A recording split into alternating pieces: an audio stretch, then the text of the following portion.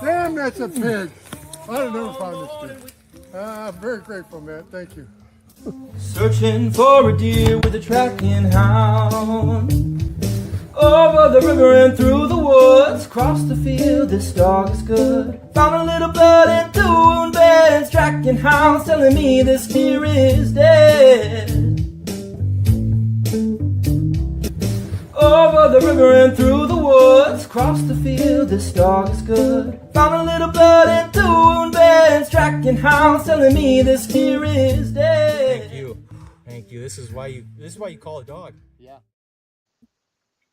Hello, friends, fans, and followers. Matt with Tales on Trails Deer Tracking. We are joined today by local hunter Jason Moore. Jason's joining us for a Tale of the Track segment. Brew and I tracked 2 deer for Jason this year, and we're going to hear about both of those tracks. But before we do that, Jason, before we throw it to you for the intro, did you hear the intro video? Did you hear the song? Yep. That was my son-in-law singing and playing, and Really? That's that cool. song. Yeah, he did. He and I worked together on that song, and it's not done yet. We got a little more polishing to do with it, but it was good enough to make the intro video. So that's a lot of fun. Yeah, that's cool. So Jason, thanks for joining, buddy. Yeah, absolutely. Thanks for joining. I know we've been at the end of the season or near the end of the season. I started thinking about podcasts and what I wanted to do, and I thought, well, I bet you Jason wouldn't mind coming on and talking about his 2 recoveries we had for him in the same season, and I always like to get local guys on. Last night we had a little bit of a lumpy time pulling this together with schedules, and then we were thinking doing it last night, then I got preempted and joined the American Blood Trackers Association live stream with Kenny and Ralph. Made a little bit of an announcement there late in that, and that I am actually joined the American Blood Tracking team and kind of on their board and gonna be their podcast guy and stuff. So that's all in development. So that's a lot of fun. For those who don't know, the American Blood Tracker Association, or the ABTA, is a newer national organization, blood tracking organization for training and testing, and it's one of 2. The United Blood Trackers is the grandfather of national organizations, and really paved the way for tracking in the United States and overseas, Canada and in Europe too. They are truly international. So the ABTA is much younger than that, and they're up and coming, and their missions are similar. And there's great people in both organizations doing, with similar missions. And I was flattered to be asked to join the American Blood Trackers Association. So it'll be a lot of fun. It'll be a lot of fun. I would encourage you to follow their page. They have a public page, American Blood Trackers, and I would also encourage you to follow the public page for the United Blood Trackers. There's a lot of stuff going on there that's kind of fun. You can learn some stuff even as a hunter. There's things you can pick up. So that's enough of me babbling and promoting blood tracking organizations. This is a tale of the track, buddy. We're here to talk about your hunts and your tracks. But before we do, man, tell us a little bit about yourself, a little bit about Jason Moore, who you are, what you do. And your hunting background and things such as that, my friend. Yeah. So my name's Jason. I'm 25. I got a 15-month-old, and I got another one due in June, actually. And so hunting this point in my life is getting a little difficult just because I got to try and stay close to home or whatever. But I've been blessed with a couple different properties. Our main one being about 50 minutes from here, but my parents have 5 acres of subdivision land that, I mean, you saw for yourself, there's some deer back there. So I'm really happy with that opportunity. But I'm a mechanic. That's how I support my family. But I've got a passion for deer hunting. Hopefully my kids do too. I really enjoy it. And this was the first for me, getting a dog on a blood trail. And I'll start by saying that I am just blown away. It was unreal. Just the experience. It was fantastic. I mean, I know everybody listening to this is a deer hunter, so I went from the depths of, oh, I just lost a deer, to holy cow, like this dog just saved me. So it was just phenomenal. I mean, it was awesome experience. Yeah, I appreciate that, man. It was a lot of fun, and I still remember your reaction on the first one, on number one that we recovered. And you saw it before I did, and we'll wait to tell that story until we get there. But you know, it was a lot of fun. I still hear your words because you were right behind me, and I was looking down at my GPS, my handheld. So we'll talk about that in a little bit. So, 25, you are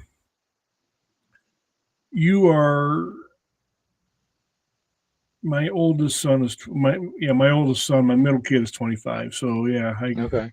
nice and young. He doesn't have a kid yet, but I got grandkids your kid's age. Yeah.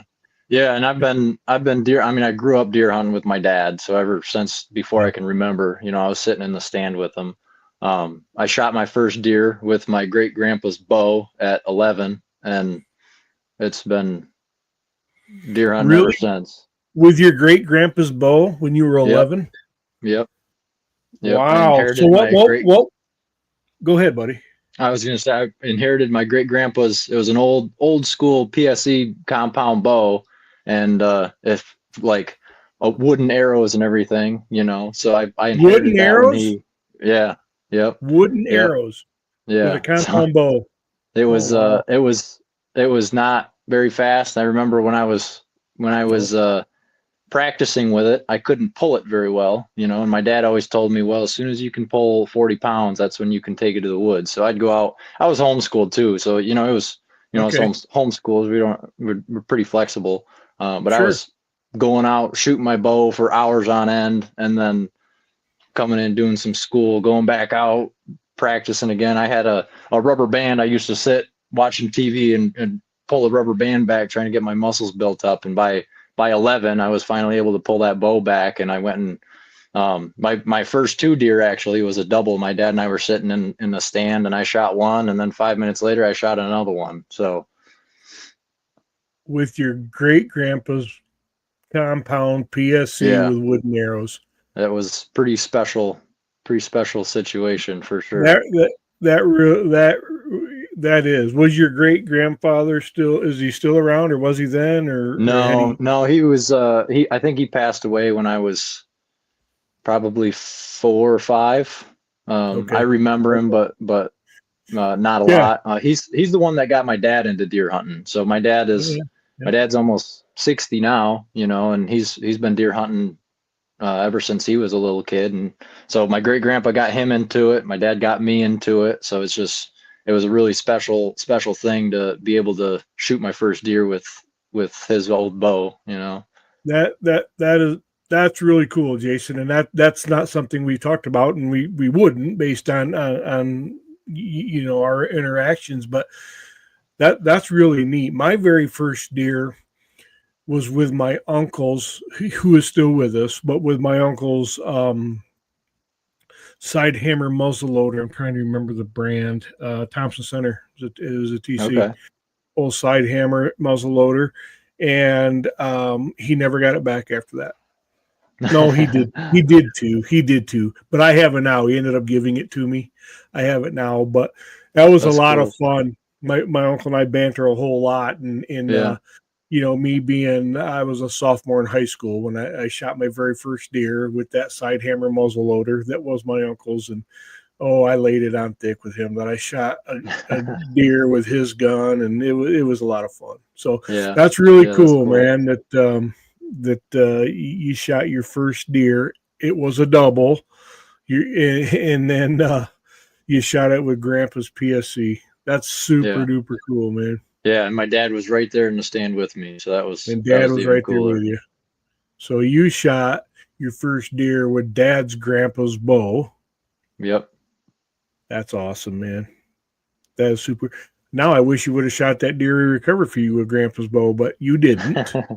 No, I didn't. It was actually kind of sad. We had a garage fire when I was younger, and that bow was in the garage fire, which was kind of tough.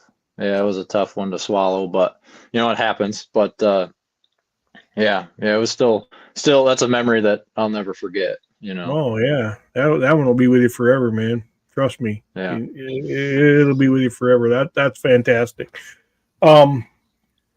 So yeah, you say you're local to me. You actually live probably 10 miles from me, 12 Okay. Rives Junction area, right? Yeah. Yeah, so I live on Rives Junction Road, but my parents, which is the closest Yep. property I have, is on the west side. So Yeah. so So yeah. you drive in essence past my house to go to your parents' property, and Right. in which also was not far from me. Yeah. I don't know, it was 15 minutes or something. 15-minute drive. How far of a drive is it for you? About 15 minutes. Okay, so it's slightly less than that for me, I think, because Yeah. I'm kind of in between you. But yeah, so tell us about the hunt of the first one, the October hunt. So well, I already said that I shot my first deer when I was 11, and I've shot tons of deer since. But we had we didn't always have the we never saw any bucks. Never ever saw any bucks. It was like I don't even know what, but we just never saw any decent deer like that. It was always just filling the freezer, you know, going out and shooting does, which I enjoyed. I just like being in Yeah, the woods. But sure. 2 years ago, so last year, my buddy, my best friend Sam, which he came out there tracking both times with us Yep. actually. Sam was with us both He times. Yep. yeah. So he is really big on just ethical hunting, big deer, you know, just um, shooting trophies. And so he kind of rubbed off on me on that. And 2 years ago, I really put in some time, put out cameras, and really started focus on what the deer were doing, you know, the movement and whatnot, and trying to figure out how to shoot a decent buck. Yeah. And so I got a decent 9 point last year, but this one was special because this is the only buck I've ever shot behind my parents' house, which is also where I shot my first 2 deer when I was 11. So that was pretty cool. Oh I've yeah. never, I've saw little bucks behind my parents' house, but I never really saw anything decent, you know. And so this one, it was a decent one. It was bigger than my 9 point I shot last year. And I went out that night, and it was kind of a last second thing. I was just working and with my wife with the 15-month-old that we've got. We kind of got to ask permission, you know. I'm sure you know how that is. Yeah, But you got to make sure that I everything's was going at out. yeah, I was at work and I said, "Hey, I think it's gonna be a good night." I said, "All right, if I go?" She's like, "Yeah, go ahead." So I go out to the property, and my buddy Sam, which wanted to go that night, he ended up not going, and it was electric. I mean, the woods were it was incredible. I'm hunting a 5 acre parcel in a subdivision. So, Yep. I mean, there's houses everywhere. And I probably saw 25 deer that night. My buck being the very last one that I saw. And I had gotten him on camera the night before. And that's why I just felt the urge to go out. And I'm sitting there and I just had deer. I was sitting in a ladder stand, and at one point I probably had 8 or 10 does within 10 feet of my ladder stand, you know, I'm like bear hugging the tree so they can't see me, you know, trying Yeah. to blend in as much as possible. And Yep. the night goes on, and right before dark, I could hear something coming, and I could just tell by the footsteps that I'm like, yeah, that's my guy. So I grabbed my bow before I even saw him, you know, I'm like holding it in the general direction, and he came out at about 40 yards, and it was automatic. I knew that's the deer that I got on camera last night. That's the deer that I'm after. And Yeah. I came to full draw at 40 yards, and it was like he was on a string. I mean, he walked straight to me, just kind of weaving between trees. I never even had a shot. He walked straight to my tree, and then at about maybe 10 yards, he turned just a little bit, and he came out from behind a tree, and he picked his head up and looked right at me. And I'm pegged holding my you. bow. I Oh didn't man, realize. he knew exactly. And I'm holding my bow, and it was kind of a quartering two shot that I didn't I didn't love, and I'm trying to figure out, like, he's staring at me at 10 yards away. What do I do? Yeah. I had my pin on his throat for a second, and then I thought, man, I don't know. And I put it behind his shoulder. And again, I didn't like the recording towards shot, but I figured that's the only opportunity I had. So I let it fly. I watched the lighted knock sink right into the side of him, and he, tail down, barreling through the woods. Mhm. And but it looked good, but I thought it was a little further back than I wanted. But so I called my buddy Sam, and he freaks out. He's like, "What? No way!" So he was at the store. He was at Blaine's getting something, and he was in the woods. I heard him walking up to my stand before I even had my stuff packed up. He drove across town and was at my parents' house, walking back into the woods, ready to track a deer. And No kidding. we got down and we followed a little bit of blood, and I think we made it about 100 yards before it started drying up, and I could feel my heart sinking in my chest. I was real disappointed, and because I knew the shot was a little further back. We found my arrow about 50 yards from where I shot, and it was covered in blood, but I don't have a ton of experience with, like, I don't know, just knowing what type of blood that is or where you hit based off this. I just, It's hard even for trackers often. It's hard. Reading blood is hard. Yeah. It is for me anyway. So Yeah. Well, when I found that arrow, and based off of where I saw it go into him, I thought this has got to be a liver shot. Like, just how dark the blood was and everything. And so immediately I was losing confidence. And then when the blood dried up, I just thought, like, this deer's not dead. We're just going to keep pushing him. Like, if I have a chance at all, we just need to get out of here. So we left, which we didn't follow the blood trail back to my stand to leave. We just kind of went in the direction that we figured he did not go. We were pretty confident he went one way, and we just bolted out the other way. And that night I was devastated. I remember my family was all in bed, and I'm sitting in the bathroom, like, thinking, what do I even do? Like, is there, I don't know, somebody have a thermal drone, or what do I even do to find this thing? And so I got on Facebook, and I found a dog tracker, and it looked like he had pretty good success. And I reached out to him. This was at like 11 o'clock at night. And I sent him a text message, and he responded right away and asked where I was from. And I told him, and he said, well, that's a little too far for me, but get a hold of this guy. And that's where I got your number from. So gave you a call. You came out, and the rest was just phenomenal. I mean, So let's pause for a minute. So you ended up calling my friend Daryl. I'm pretty certain that's who it was, Daryl. And and I think what he did was sent you a list. Yep. I think you he were sent the you one the for list, Jackson County. and then you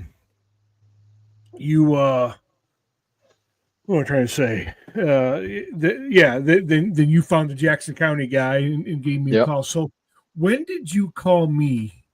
Do you remember? Because you talked to Daryl the night you shot the deer, right? But You must have called me the next morning.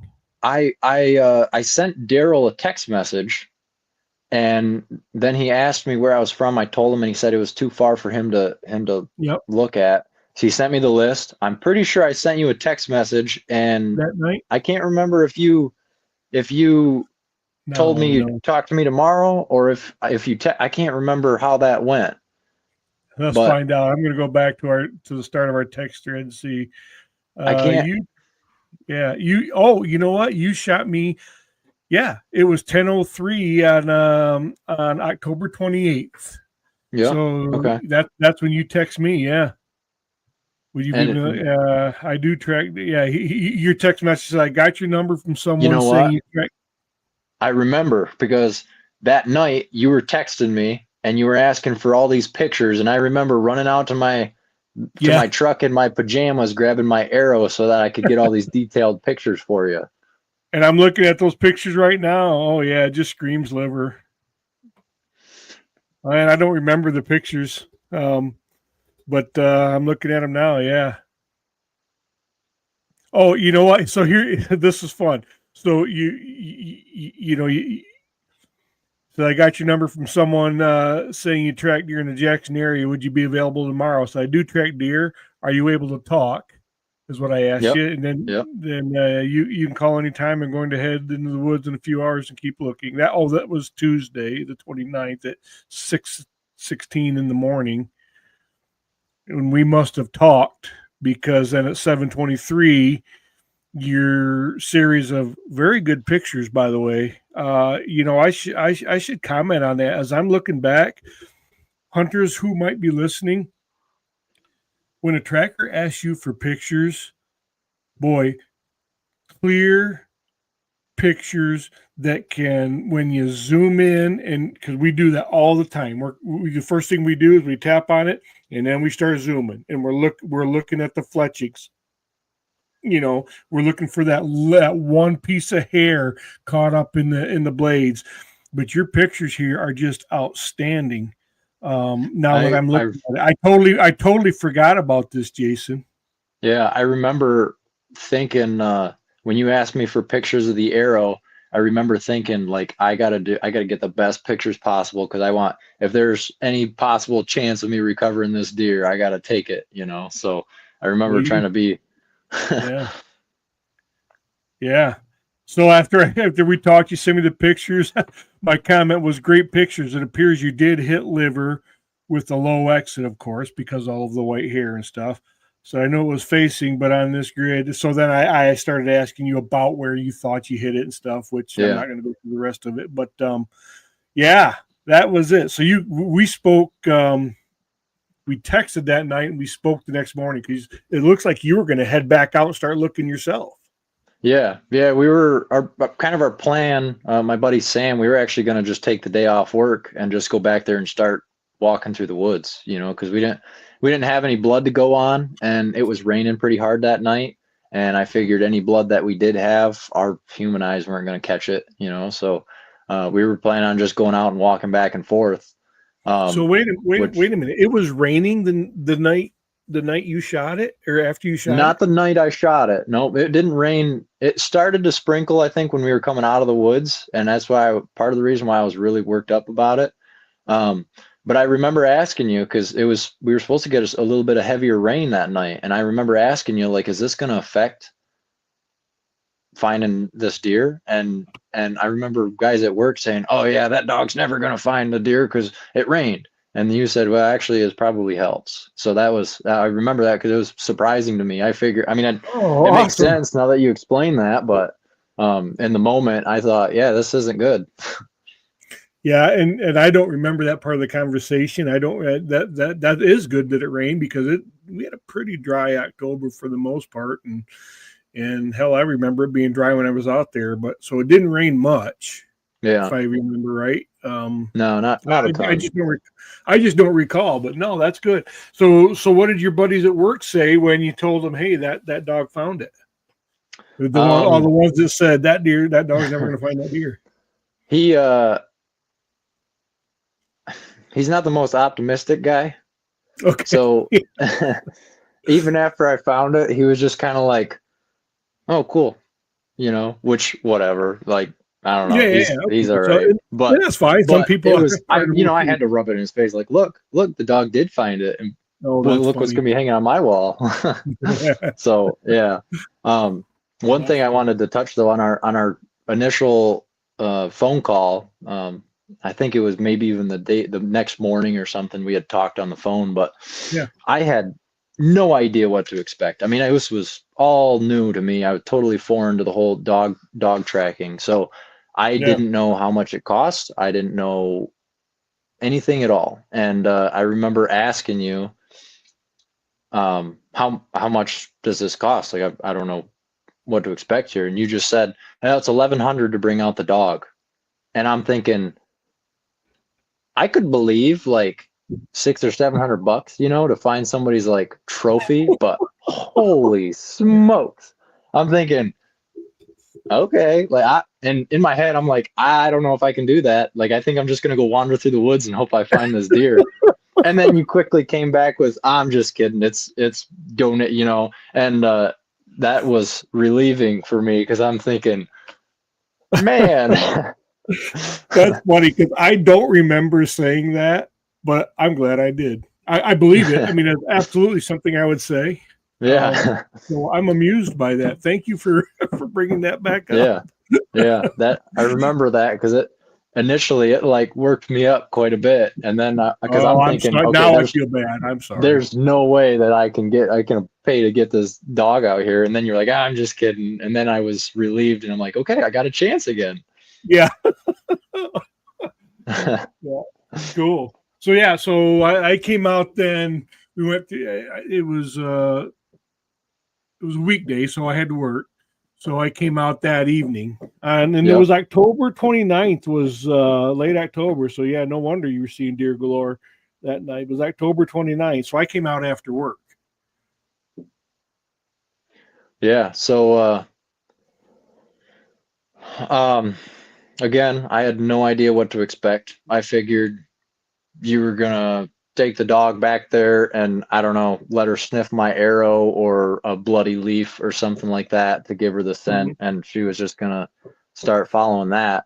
And that was not at all the case. I mean, you looked at the arrow for your own knowledge, and I don't think you showed it to her whatsoever. And we started back in the woods, and we get to my stand, and I was telling you, here's my stand. Here's kind of where the deer came through. He was standing about right here. I didn't know it then, but I know it now.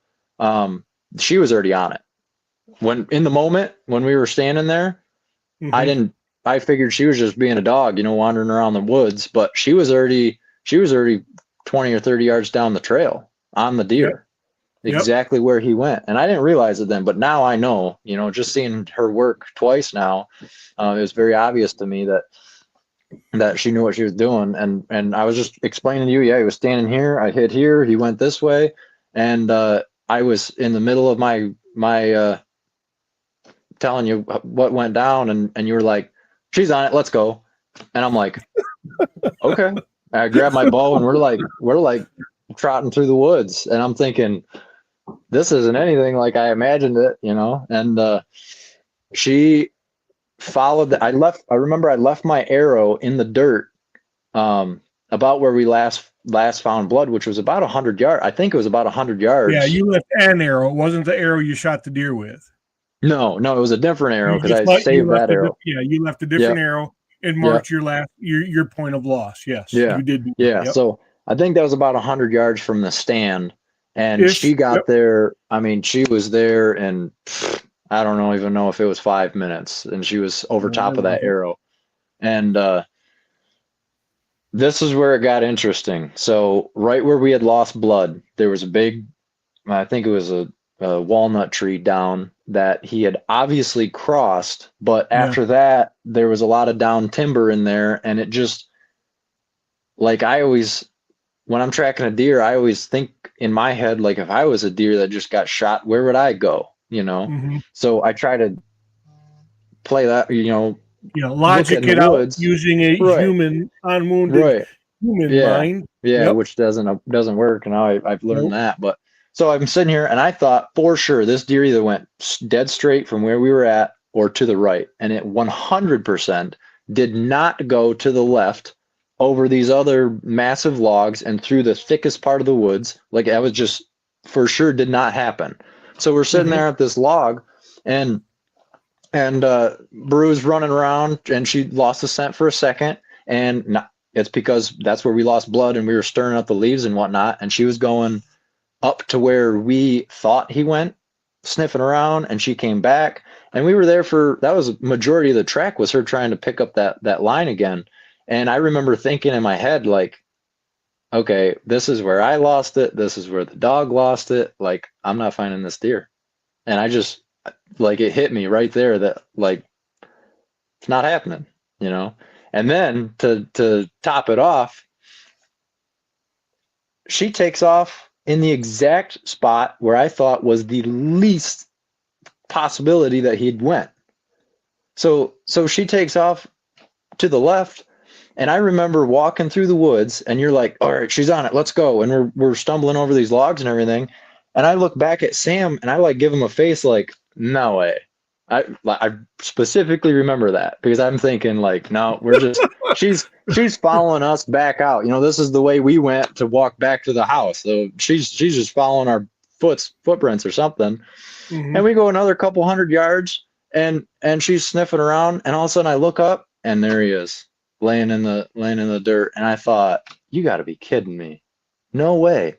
And that deer circled all the way around, and when we walked back out that night, we had to have walked, me, my dad, and my buddy Sam had to have walked, I don't know, 50, 80 yards from it, and just never even gave it a thought, you know? So Yeah. would I have found it? Maybe. But would I have looked right there? Absolutely not. I mean, we would have maybe found it coming back out after we searched everywhere else, but I 100% did not think he went that way. Yeah, that's funny. So, and man, this is really good. I love hearing the stories from the hunter's perspective, and this is fun. So when we got to your point of loss, and you said that's where the majority of our time was spent on the track, and you're 100% right. What she was doing, that's where you guys walked around a lot. You guys I remember you telling me that you didn't walk in a big area, but you spent a lot of time, and it was probably a 40-yard area. Maybe it was. I don't even think it was that big, frankly. It wasn't. It was smaller than that. But I remember you guys seeing you kicked around here a lot. But she was doing that. When she went off to the right, that's exactly what she was doing. You had that deer scent on your boots, and you were laying a false line. Right. Excuse me, a false line as we call it, and she had to sort that out because she was smelling the deer, but she was also smelling you. But she was smelling your dad, Sam, and the deer, and all of that mix, and she just had to sort that out. And then once she figured, I think if I remember it, I just kind of leaned against the tree for a while and let her do her thing, and then she broke out. And so, do you remember what you said when you saw the deer? To be honest, it was very surprising, but I don't. I mean, I was pretty full of emotion at that point, but I'll tell you what you said. You've already said it, so I'll tell my story now. As far as the moment of the find is, I was. We were standing back, and it was a very wide open woods. There was quite a few downfalls in that section. That big walnut that you're talking about is, right about at your point of loss, just after your point of loss. So yes, the deer had to hurdle that or climb through it or whatever it did. But she, once she worked through, you guys searching around there, she broke through it.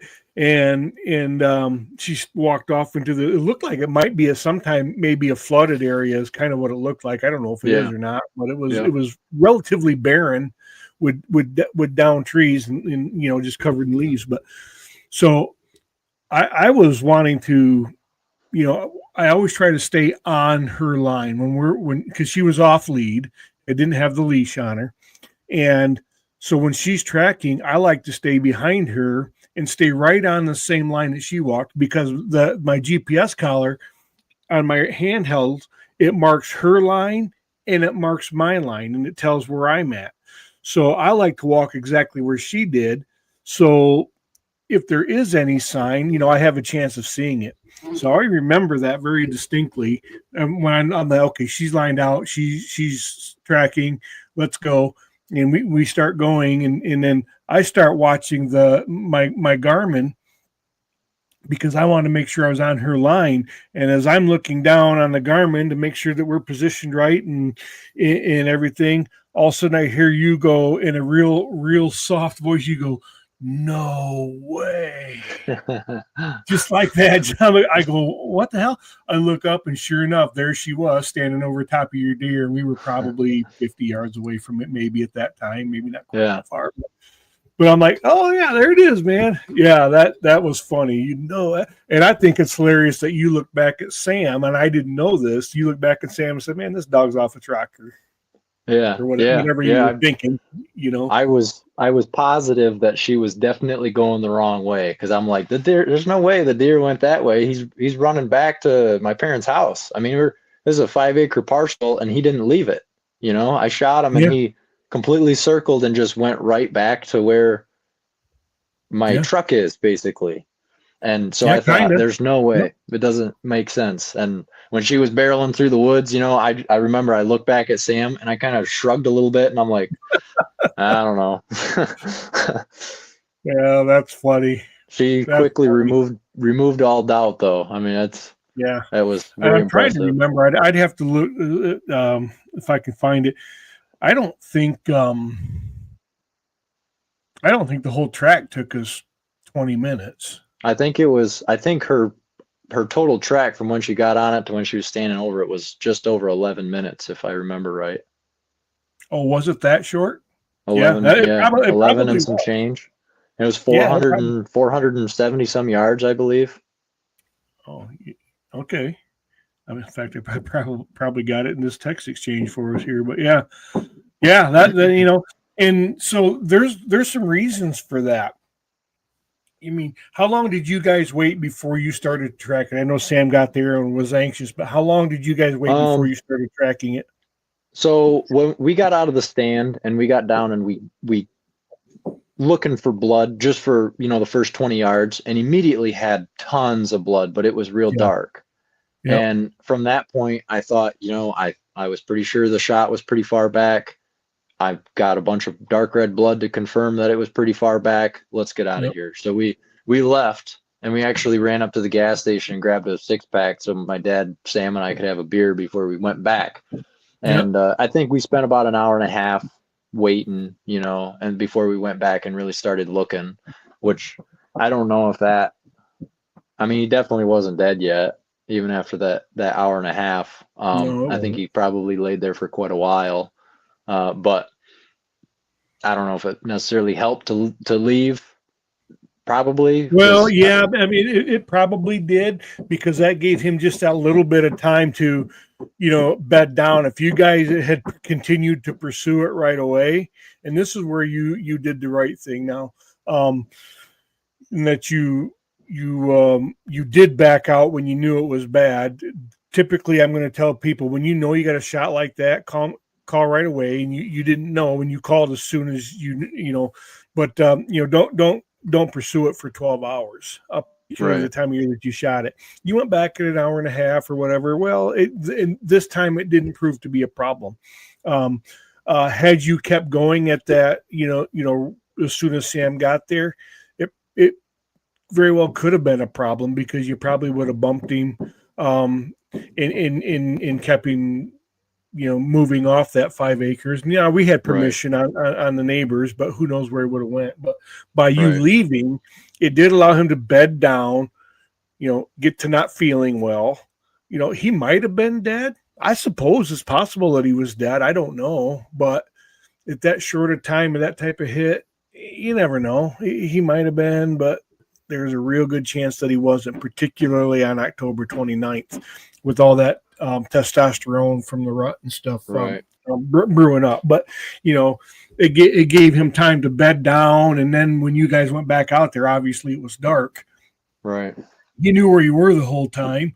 And in a wounded deer like that, you can get pretty close to them before they bump. I mean, it happens to dog trackers all the time on deer like that. The dog will be nose to nose with them. And a lot of times they won't leave. And oftentimes, you know, they will. But and the sicker they are, the closer you can get, generally speaking. Right.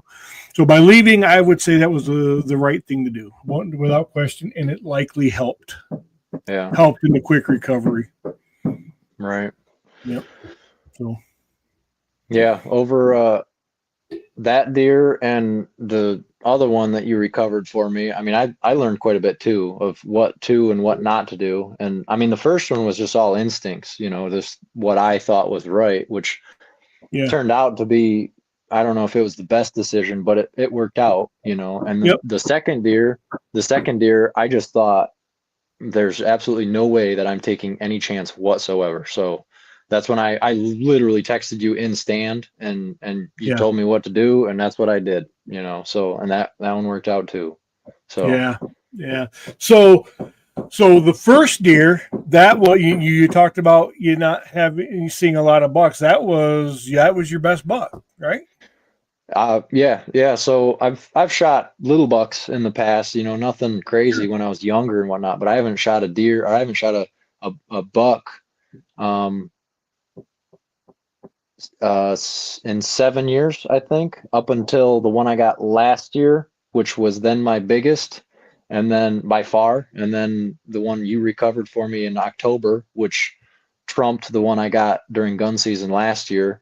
And because my mentality now is like, I'm not going to shoot anything smaller than what I got on the wall, you know. So if I see that deer again this year, which actually, little fun fact, he's got a twin Yeah. brother, He does? 8-point. Yep, that I got. If I wouldn't have known that when I called the neighbor lady to ask permission, she told me, she's like, yeah, there's twin brother 8-points walking around back there.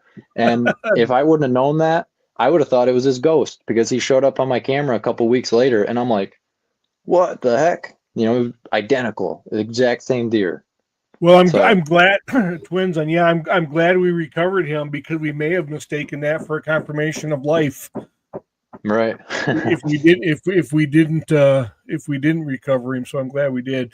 But Yeah. part of the reason we did is you did a reasonably good job. I mean, you stopped, you didn't wander all over when at your point of loss. You just circled around a little bit, and that's perfectly normal and expected. You don't know you Yeah. lost blood until you can't find blood, and Right. you got to look for it a little bit.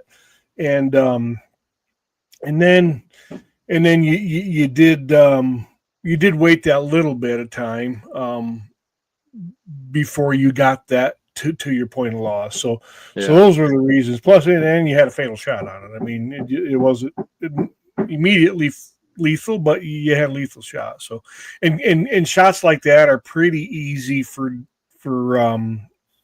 dogs to track. Pretty easy, and yours proved. I mean, it was pretty easy. You know, Yeah. We just sat back and watched her do it. Yeah.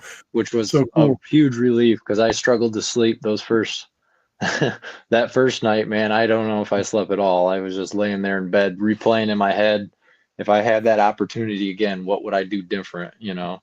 And Yeah. I don't know if there's anything I could have done different. I mean, he had me busted. He was staring right at me, you know, and Yeah. would he have turned a little bit to give me a better shot before he took off? Maybe. But if I had that opportunity again, would I wait to see?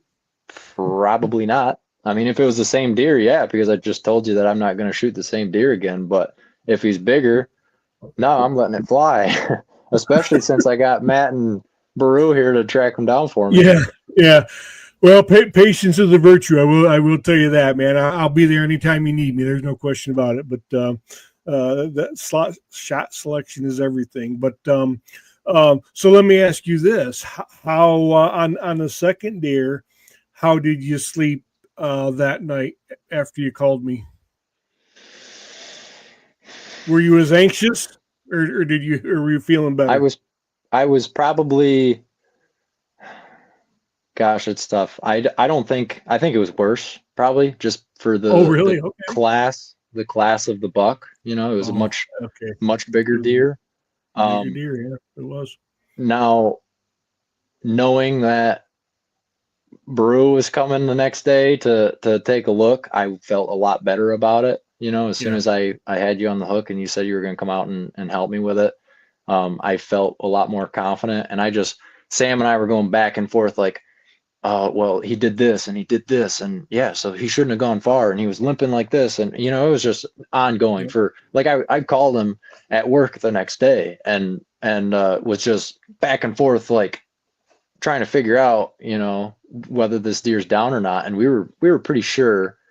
But when you watch a deer like that just walk off into the woods, it's kind of hard to be confident that you're going to find him, you know. So I'll have you start with that. We'll move into that hunt and all of that whole story now. But before we do, I think when you were telling me the scenario, I think I used the word bizarre about 8 times. yeah, As you were describing it, I said that is just bizarre. yeah. So, listeners, I want to put that out there as Jason, as to kind of frame the story as Jason tells us. So, tell us about that second one. So, your second one was at your property, quite a bit south of here. 35 minutes south of here, but incidentally, I tracked down there all the time, and I tracked the neighboring property. I remember when I turned onto the road, I'm like, God, this looks familiar. Why is it so damn familiar? And I didn't recognize it until, because that first one right next door to you was at night.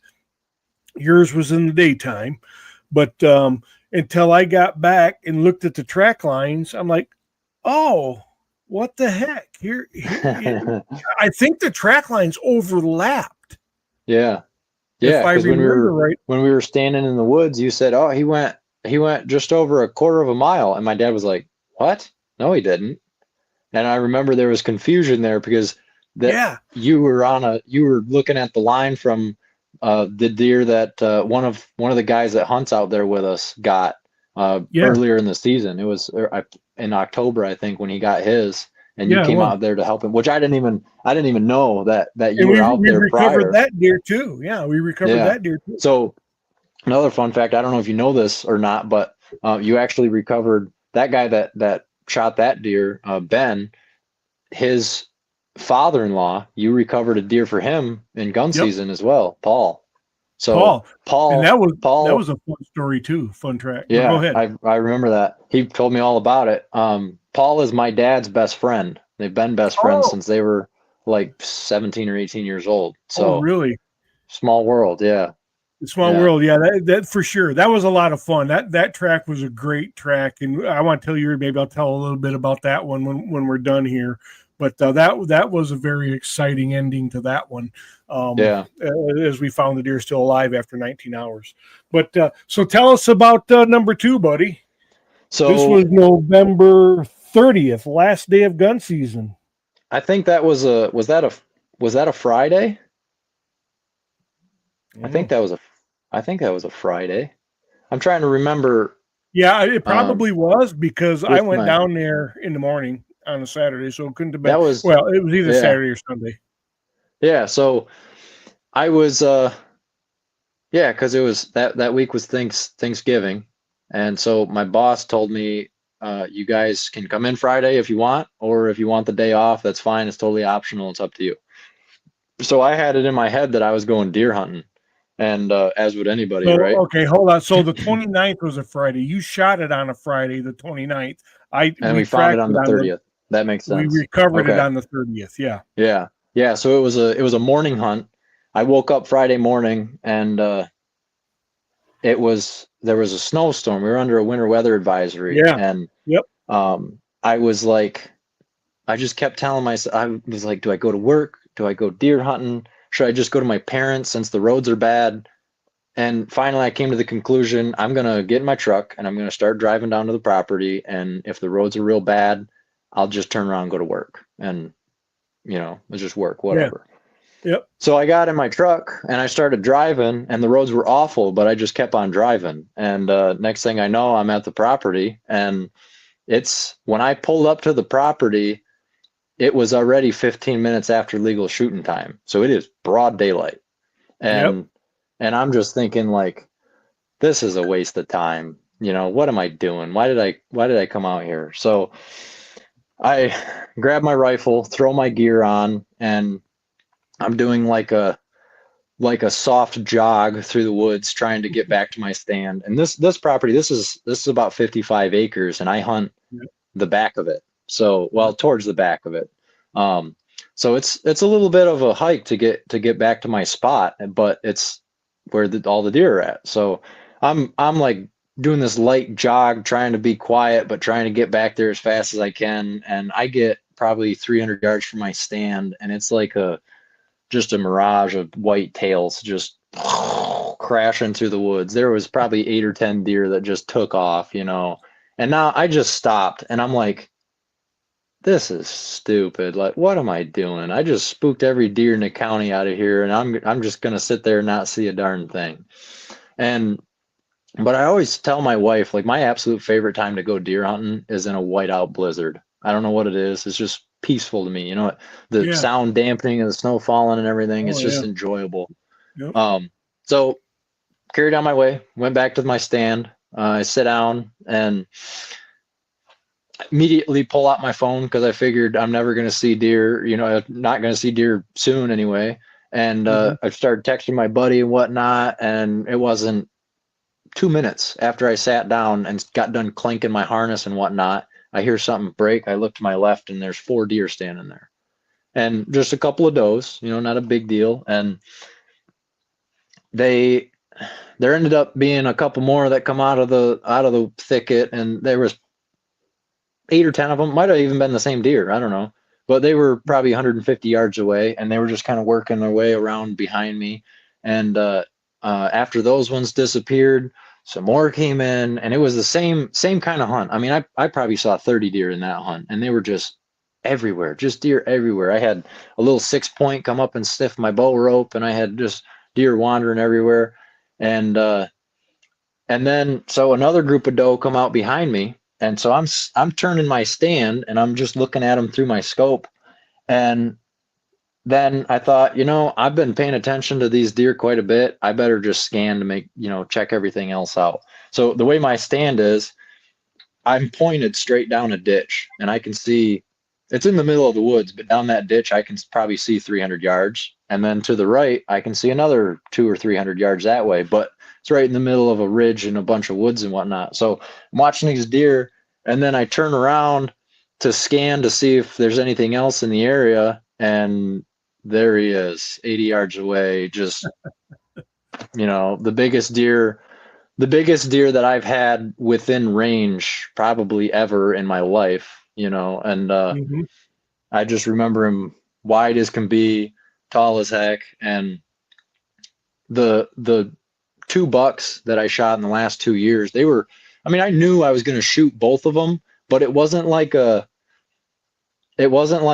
soon as I saw him, it's like, I got to shoot that deer, you know. It's like, okay, yeah, that's the one I'm looking for, and then I shot it. Yep. This one was like, I saw him, and I'm like, okay, like I had my gun in my hand, and I was looking for my gun type of deer, you know. Yeah. So I'm fumbling around, and he's already looking at me, and I'm just like, okay, don't screw this up, just relax, get the shot off, calm down.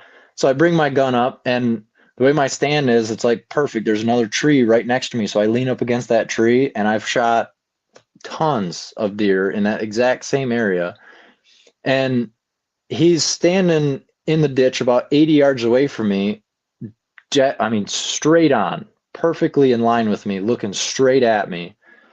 And again, I thought, he's got me busted. Like, he literally just watched me turn all the way around, pull my gun up, and do all this other crap. Like, he's gonna bolt any second. So I'm looking, and I'm like, man, like, the only shot I had was right there.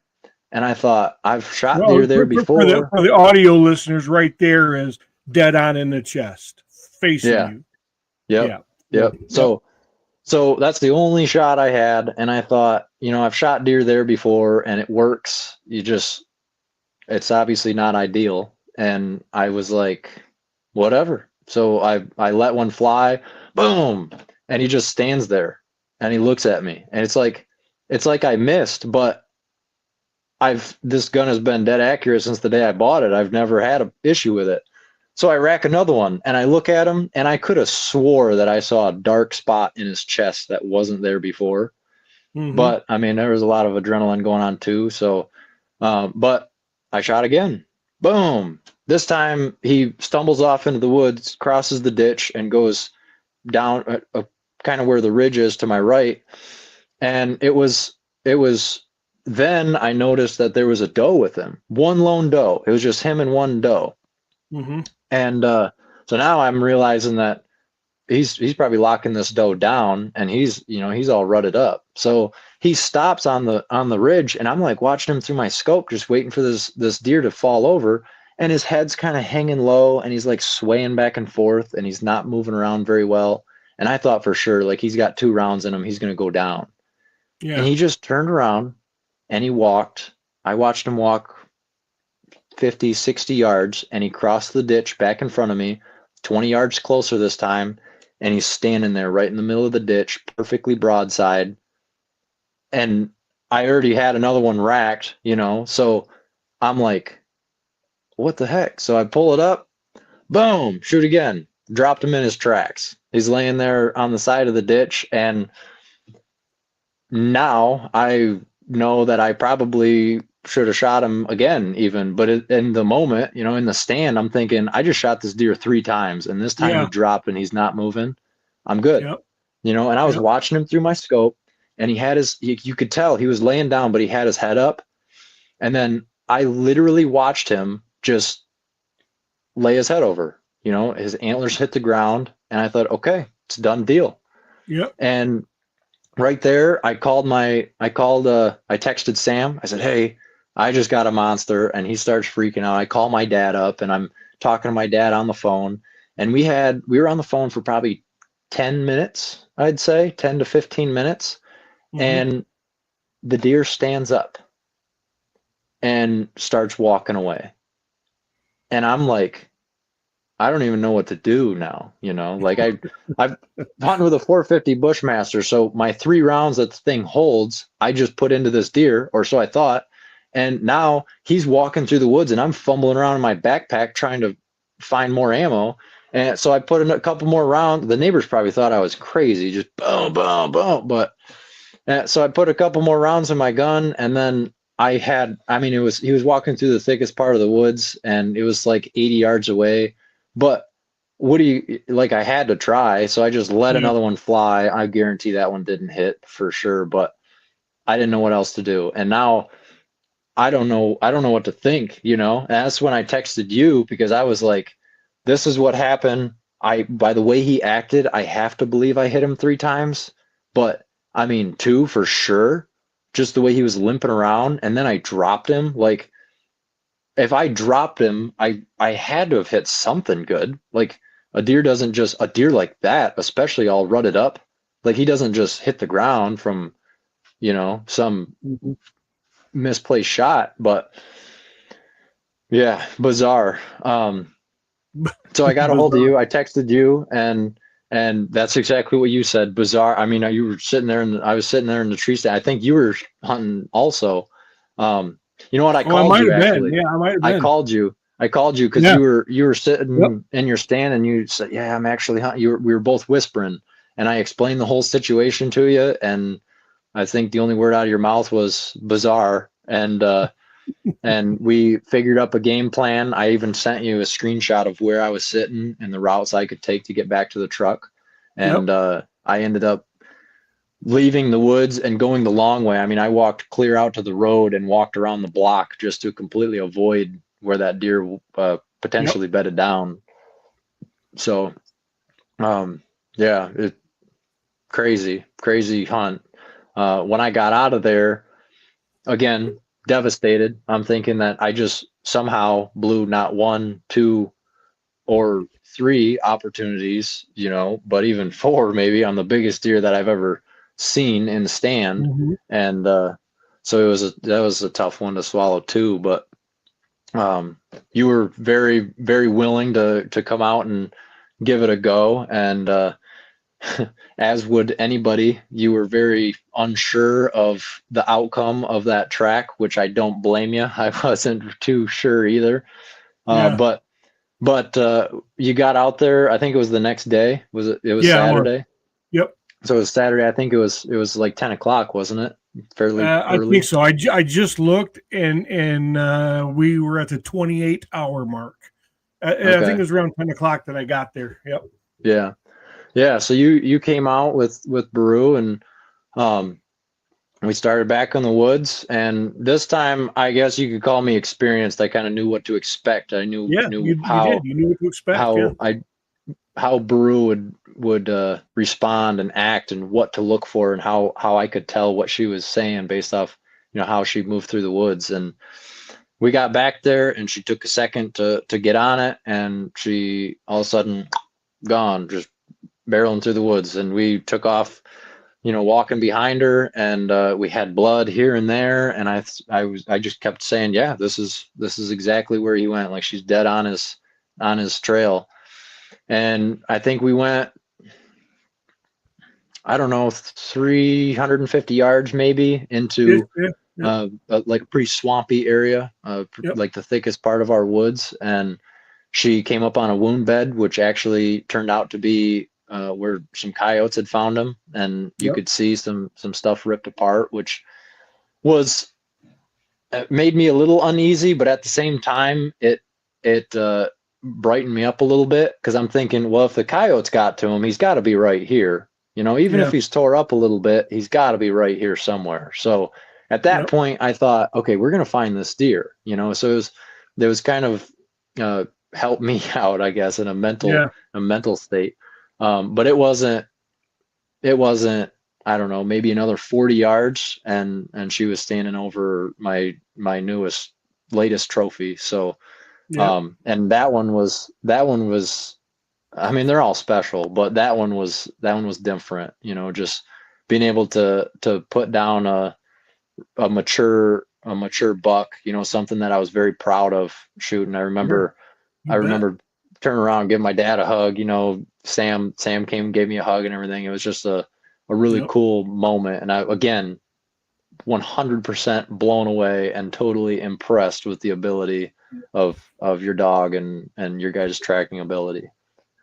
Well, and it's not my tracking ability. I just follow her, but you know, but I appreciate that, though, in all sincerity. And that was, you know, bizarre. You're right. So we found that wound bed, and I was right there with you. As soon as we found that wound bed and we realized it was, you know, a point where coyotes had obviously gotten the deer, I was right there with you. I'm like, okay, we're good. It's just a matter of where is it. Right. You know, and Brew worked around there a little bit, but the deer probably scuffled around as it was trying to fend off from the coyotes. And then, I think there was a down log there too, or something, because we kind of, she went around that log, and then we kind of stepped out, and then we said, oh, there it is. You know, like you said, it was, you know, 40 yards or something away. Where was it hit? This is bizarre, and shame on me as a deer hunter for not taking a closer look at my equipment. But so the first shot, now looking at the deer, this is just the assumption that we looked at when we gutted it. We all kind of looked, and this is what we found. I think the first shot completely missed, 100% completely missed the deer, and then he was just so rutted up and, you know, locking that doe down. That's the only drunk. Yeah, that's the only thing I had going for me was keeping that deer there. And so he just stopped. He didn't even move. And I shot again. My second shot literally just grazed his hind quarter. I mean, it just took a chunk of skin off, you know, and would not affected him whatsoever. He would have lived and been just fine. And then he turned around and he came back. And I'm thinking that I've got two good shots in this deer, you know, and I'm thinking he's going to go down any second. And had I known what actually was going on, I don't know if I would have shot again. You know, I think I would have just been like, okay, I need to figure this out and just let that deer go. Yeah. And, but I didn't. I figured I had two good shots already. So I put another one in him, which ended up hitting. And when he was facing to my left, and I perfectly broadside shot, and I broke his hind legs on that third shot. And the fourth shot, I already said, I'm pretty sure it hit a tree or something, because it was through some pretty thick stuff. But so now we see that both of the shots that had hit him were both to the right of where I was aiming. I hit down his left side when he was facing me, and then I broke his back leg when I had a broadside shot. So both shots were pretty far to the right. And so obviously after doing that, I mean, for one, I don't know how the heck we found him. I mean, I've seen deer hit a lot better than that go a lot further than that. I mean, He did not go far. especially how rutted up he was, and just the class of deer, you know. I mean, he went, what, it was like 400 yards. It wasn't much more Yeah. than the one I shot in the liver. No, And I hit nothing lethal. Absolutely nothing. I broke a leg, and I maybe sent a bullet through his intestine or something, but other than that, there was nothing. because if I remember right, was it you hit him in the rear hand? It was kind of high, right? Yep. Kind of high in the leg, not Yeah, lower closer leg. to the hip. Mm-hmm. Closer to the hip, and you maybe, and I'm trying to remember exactly in the pictures I have of it, and I'll show them here in a minute. Don't really show, but leg hit deer tend to lay down pretty quickly. Yeah. And these are rear legs, so that's where all their power comes from. So it's hard for them to a front leg, they can hold it up and still scoot, full tilt boogie. Right. Where rear legs, it's harder for them to do that. They can't Yeah. power off, so Right. or accelerate. So I don't know. I mean, I was shocked. Yeah. to I had see- figured maybe I hit a artery or something and he bled out, but there wasn't hardly any blood. I mean, there was barely any blood at all. So I don't know. I mean, either. somebody was looking out for me, and helped us Yeah. recover that deer. But but you're right. There was blood along the track, though. There was a little bit of snow, not a lot, but a little bit. Yeah. We did see occasional blood, but not a ton. Not like you hit a femoral artery or something. right. So unless you just nicked it, and I don't know. I can't explain it either. Bizarre. You need to call that. You name that buck Bizarre buck. Yeah. Yeah. So after that, I mean, it was a couple days, maybe even a week after that. My buddy Sam and I took my rifle out and did some target shooting with it. And we figured, I mean, I went through an entire box of Hornadies trying to figure out the issue. I got it kind of dialed back in, and then I took another shot off and it was 3 feet off again. And I'm like, what the heck? And I thought, the scope's junk. Time for a new scope. Well, that's when my buddy Sam reached down and realized that I had a loose scope mount, and which will never happen again. I learned my lesson, and I'll check that every single year now. But how? Because I mean, I shoot my gun every year too. It's not like I just assume it's on. I shot it and it was good. Hitting golf balls at 100 yards is pretty good to me. So took it out, and that's what happened. So, so we got it sighted back in, and then shot again, and we were cranking on the scope trying to get it pulled back over. And then once we realized that, we tightened the scope back down. Now it's 5 feet off again. So I think if I had I think that morning, if I had noticed that I had a loose scope mount and I tightened it back down, I probably would have dropped him right there. Put one right in the boiler room, and it'd have been a done deal. But would I have taken the shot in the first place? Probably not. Knowing that my scope mount was loose, I probably would have just watched him, So I don't know. It's a weird situation. I'm happy that it worked out. I'm very disappointed that a deer like that had to go out like that. I want to say I'm more ethical than that. I don't want to shoot a deer in the ass to kill him. But this was not a matter of ethics, Jason. I don't want you to think that this is not a matter of ethics. It's a matter of unfortunate circumstances, bad things. Brandon Douglas, another guy I recovered deer for and tracked for him and his buddy this year, and we did a podcast with him, and he said it best: bad things happen to good hunters. And this situation, I would not at all consider it a matter of ethics. It just happened. You got the deer, you put in the effort. You called me, and if it wasn't me, it'd have been somebody else. So it's not an ethical issue with you, buddy. Right. But I do admire that you're thinking that way and wanting to do everything you can to be as ethical as you can. That speaks volumes, Yeah. Yeah.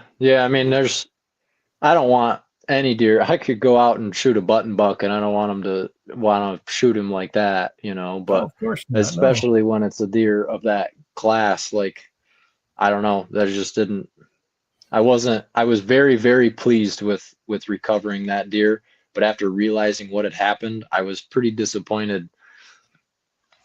I've never had the issue before. I've been shooting that gun for 6 or 7 years now, and I've never once had a problem. I mean, it's just been great ever since I bought it. So I just never even thought of it. But now, I mean, I learned. I'll check those scope mounts every year, and next time when his older brother steps out, I'm not going to take 3 rounds to put him down. Yeah, there you go. Well, I'll tell you what, let's do here, buddy. Let me. This isn't gonna, for audio listeners, this is terrible, but for those watching, I'm going to share the screen. Let me just, there it is. So you can see there. Let me go full screen. There's your the first one, your October buck. Pretty nice buck with those Smiley Dog brew right there. And then, and you see you're in your short sleeves. It was like 70 degrees too. It was warm. And maybe not, but maybe upper 60s anyway. It was warm. Right. For October 29th. Or October, 29th. And then, oops, what's going on here? And then here we go. There's your November buck. Tough dude, man. Kind of just grizzled up. Good buck. Yeah. Good buck. Yeah. That one felt good. I remember telling my buddy Sam, and like I said earlier in the podcast, it was just last year that I really started, hunting for those trophies. And prior to that, it was always just go out and see what you see and get a big doe, or if you have a chance at a decent buck, great. But last year was different because I was really trying to get a decent deer, and that one, and then the one I got with my bow this year, they were special. I was happy with them, but it wasn't like that adrenaline rush that I had hoped for, like I was happy with them. Don't get me wrong, but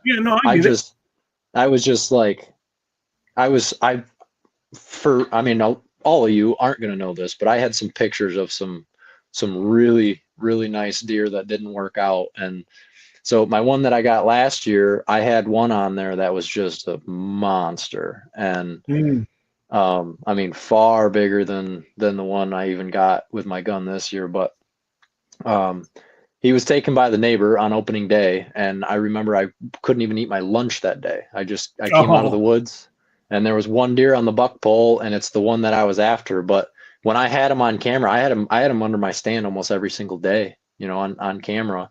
But it was late October of last season, and that was right when my kid was born October 27th. So I can't drive 50 minutes away to go deer hunt, and so that was sour, tough to. And not that I'm disappointed with the deer I got last year whatsoever, but it was like it wasn't the one versus the one I was after, was tough. So the one I got with my rifle this year, that one was like hey, I'm really, really happy about this. I'm really proud. So that one felt good for sure. Yeah, good for you, man. Yeah, I'm happy to have been able to be a part of it, man. I'm glad that Brew and I could help you. I'm glad Daryl, my buddy Daryl, was able to get you the list, and glad to meet Sam and your dad. Your dad and I have texted a couple of times since then. It was just great. Yeah. Great meeting your dad. He's got that coonhound. He's considering training. Yeah. I'm more than happy to help if I can. you know. Yeah. So we'll see how that goes. But yeah, that it's good stuff, man. It was a lot of fun. So Yeah, it was. It was a lot of fun. And I I hope that I don't have to call you in the future. yeah, I But do too. But if a situation comes up where I need somebody to help me find a deer, I mean, you are 100% going to be my first phone call. yeah, I appreciate that, man. Yeah, I appreciate it. And, you know, I'm with you. You know, hope you never need me, but I hope to be seeing a lot of pictures of great bucks that you've shot. So that's Yeah. one of the rules I make with the hunters that I track for, even whether they recover or not. I said, well, now you got to be sure you send me pictures of the deer you shoot because I like to see other people's deer. So Yeah. whether I have to come help or not. So Yeah, for sure. yeah, that's good. And we're close anyway. I got to get you your hat. I'm gonna give you one for your dad too. Okay. So we'll work that out maybe this weekend. But Okay. well, I tell you what, buddy, we probably ought to look at winding it down. I really appreciate you sharing your stories. It was frankly more than I expected, and it was fun for me to hear it from your perspective. I don't often get to do that, you know. Yeah. So it was a lot of fun. So thanks for coming on, man. And you know, like I said, we'll certainly stay in touch and who knows if I need to track for you or Dad or Sam, you know, I'm certainly glad to do it. But if we don't, doesn't mean we don't have to ever talk again, you know. So yeah, for sure. Be very. I mean, like I said, I don't want to have to call you again, but I wouldn't mind it. It's always a good experience. You know, from the two deer that you recovered for me, I've been very, very. I mean, it was just a cool experience altogether. Just experience. That's not something that people do a lot of. You know, I've been hunting. I mean, I know I'm only 25, but I've been hunting since I was a little kid, and my dad never did it. His grandpa never did it. Like, that's just not something that I had ever experienced or even thought of, you know. So. Yeah. Well, that's cool, man. I'm glad we got to turn a couple of bad days into good days for you, man. That was that's what keeps us going as trackers. It's a lot of work. We get tired, we get grumpy, but this is why we do it. It's like golf. It's, you know, that it's that one shot that keeps you coming back and in tracking, and you know, it's these moments that keep us inspired and keep us driven to want to get to that next moment, you know. So right.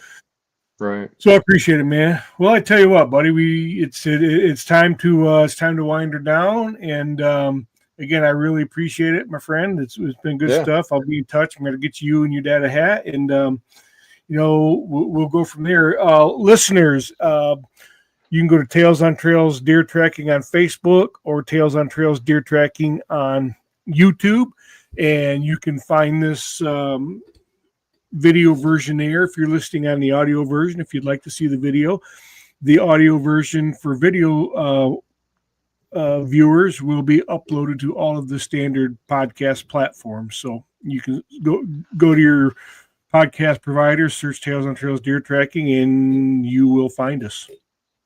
You know, give me some feedback, shoot me a note, what you guys think, you know, what topic would you like to see covered, and if I can, I will.